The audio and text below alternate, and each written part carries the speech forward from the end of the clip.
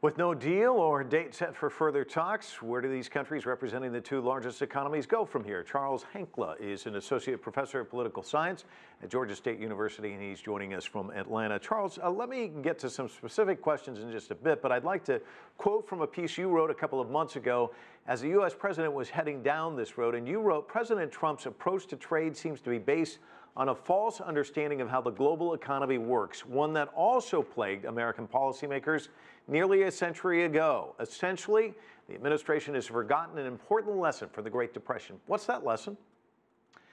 Well, what is forgotten is the deep interconnectivity of the world economy.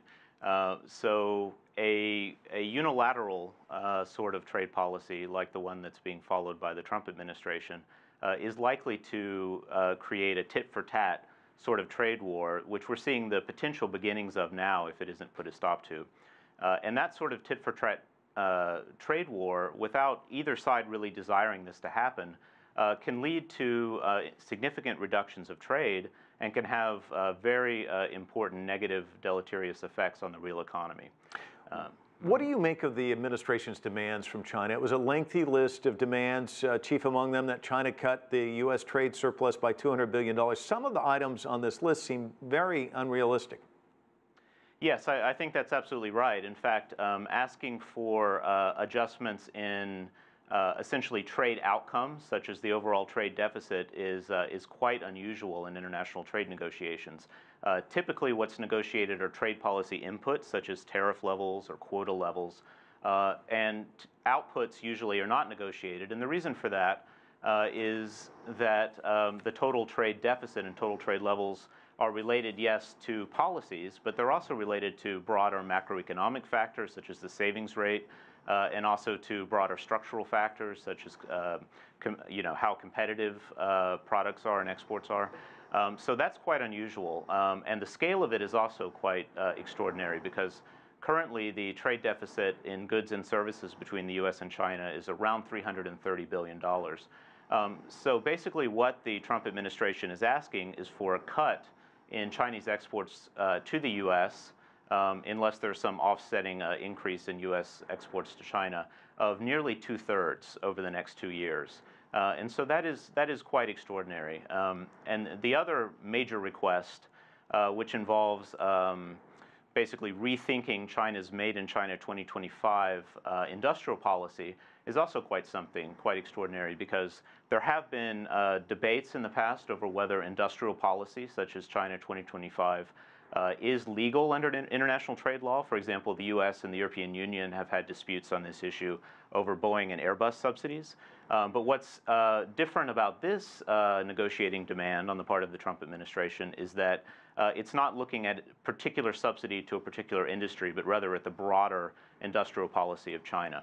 So my suspicion is that the Trump administration understands very well that these are demands that the Chinese government is not likely to accede to.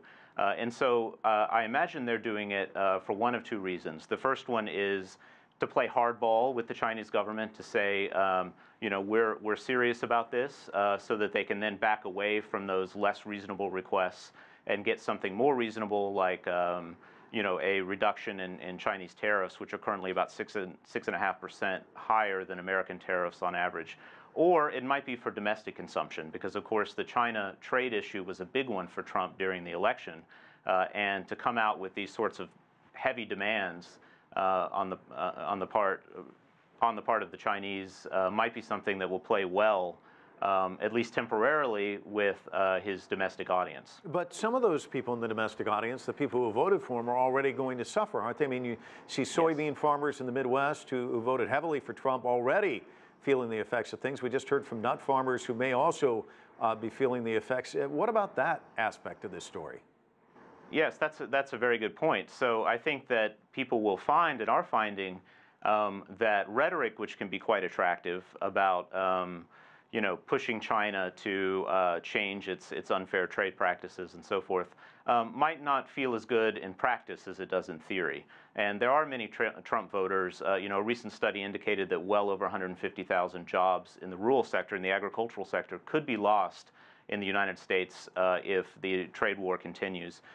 So I think especially with soybeans, with pork, and so forth. I think that many Trump voters there, and also industrial workers, Right.